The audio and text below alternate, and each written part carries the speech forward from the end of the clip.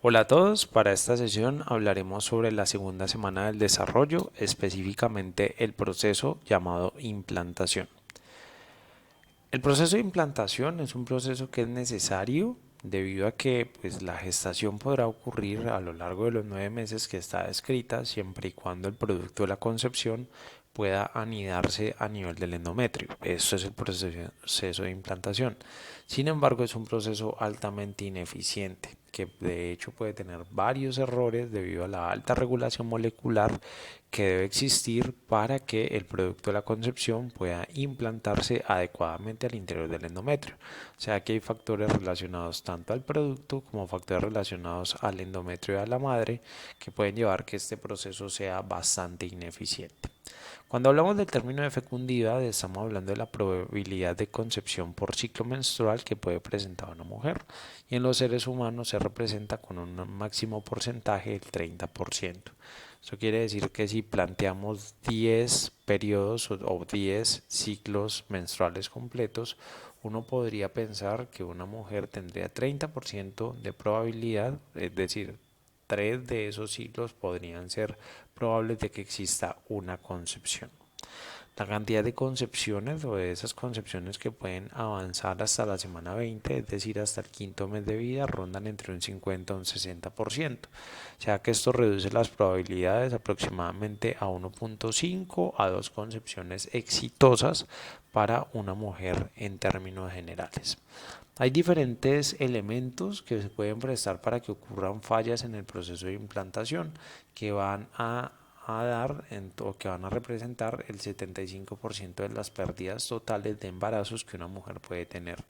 De hecho, como son fallas en la implantación, corresponden a un 75% de pérdidas que no se terminan reconociendo como embarazos, porque entre el momento de la fecundación y el momento de la implantación el segundo no pasó. De hecho, todos los aspectos que están alrededor de la implantación significan un punto bastante álgido en términos de lo que serían los métodos de reproducción asistida, debido a las incógnitas que todavía se mantienen frente a este proceso como tal. Entonces la implantación es un proceso que se debe iniciar entre el sexto al séptimo día post-fecundación, cuando vimos anteriormente el blastocisto ingresa a la cavidad uterina, además eclosiona desde la zona pelúcida. ¿Qué momento del ciclo menstrual o del ciclo ovárico corresponderá específicamente? Pues corresponderá en el ciclo ovárico a la fase lútea, es decir, en el ciclo menstrual a la fase secretora, en las cuales el ambiente hormonal está altamente cargado de progesterona y estrógenos que el cuerpo lúteo está produciendo. ¿Listo? Este ambiente, este momento se representa como el ideal para que pueda ocurrir la implantación, lo que permite que el objetivo final de este proceso sea que se instale completamente el producto de la concepción dentro del endometrio y además este pueda seguir creciendo de allí en adelante. Piensen entonces que debe haber una serie de mecanismos que permitan que, por ejemplo, la madre no vaya a reconocer a este producto de la concepción como extraño y que además el producto de la concepción pueda empezar a acomodarse al interior del endometrio para poder empezar a recibir nutrientes y además oxígeno desde la madre y que pueda generar la gestión de sus desechos y el dióxido de carbono producido también hacia la madre, porque desde este punto, cuando ocurre la implantación, es donde se va a establecer la interfase de comunicación entre el producto de la concepción y la madre. Sin embargo, pocos especímenes humanos han servido para documentar todo este proceso y de hecho de algunos de los puntos que vamos a ver a continuación solo está descrito un ejemplo en algún espécimen disponible en seres humanos. De hecho, hay algunos eventos que no se han observado directamente, como es el caso de la adhesión del blastocisto al epitelio uterino.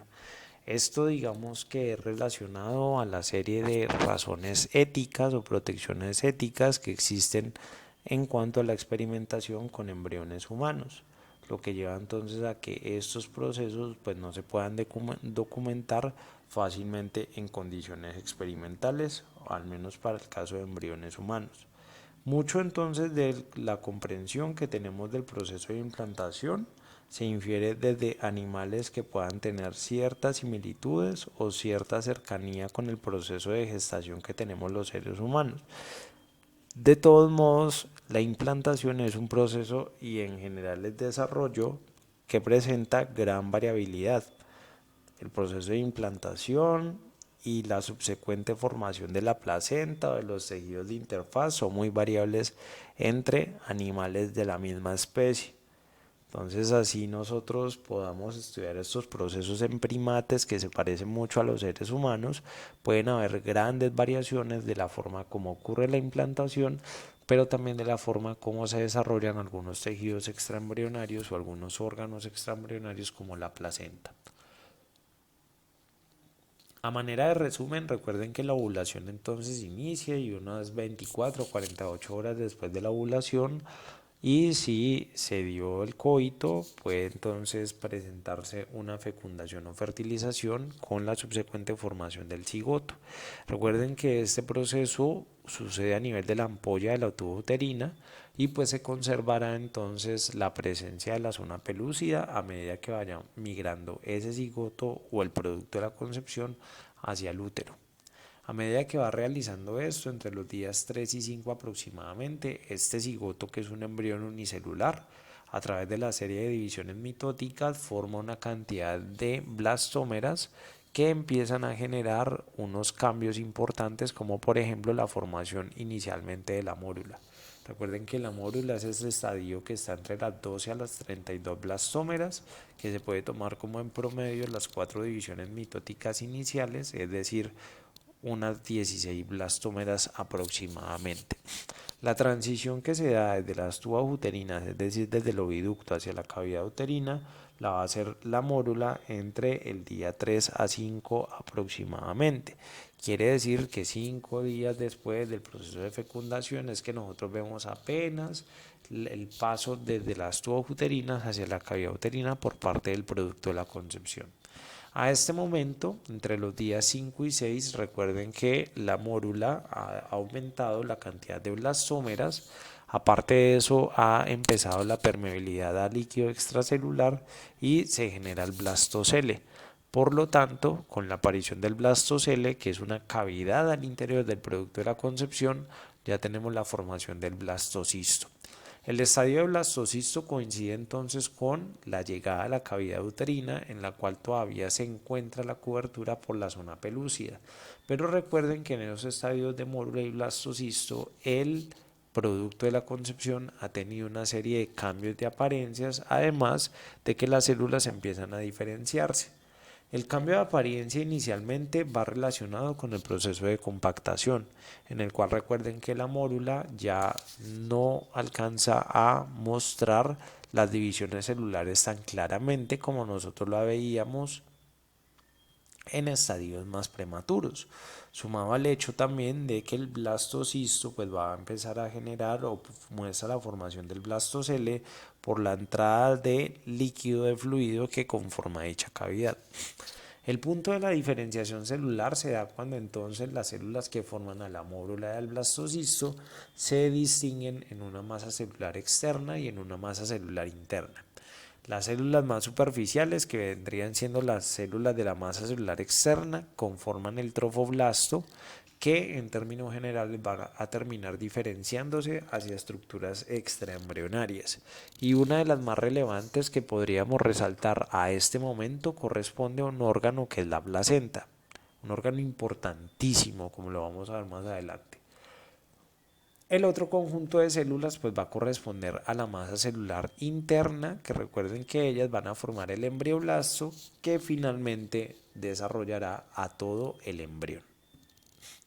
Entonces, durante este proceso recuerden que se genera la fase de compactación.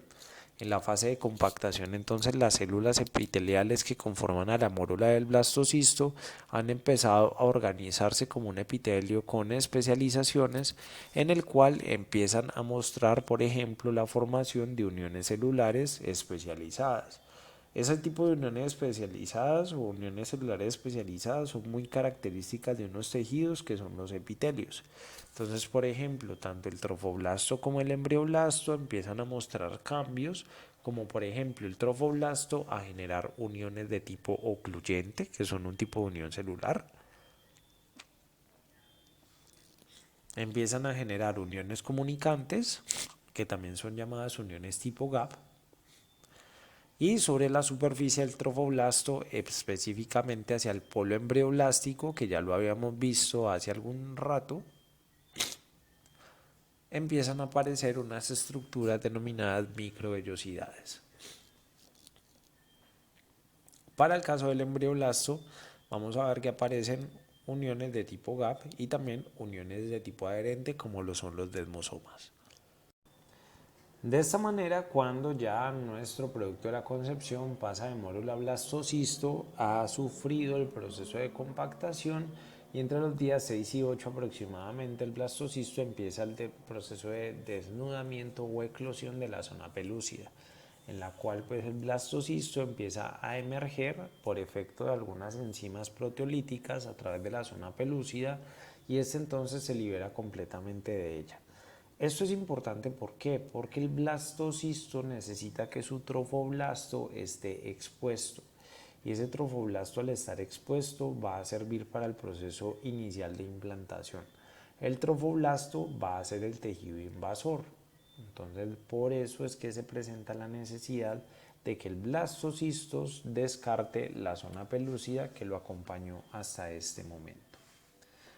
Entonces, ya teniendo en cuenta esto, arrancará el proceso de implantación. El proceso de implantación como hito va a empezar entre los días 6 y 7 del desarrollo y se va a extender más o menos hasta el día 11 o 12, quiere decir hacia la final de la segunda semana del desarrollo.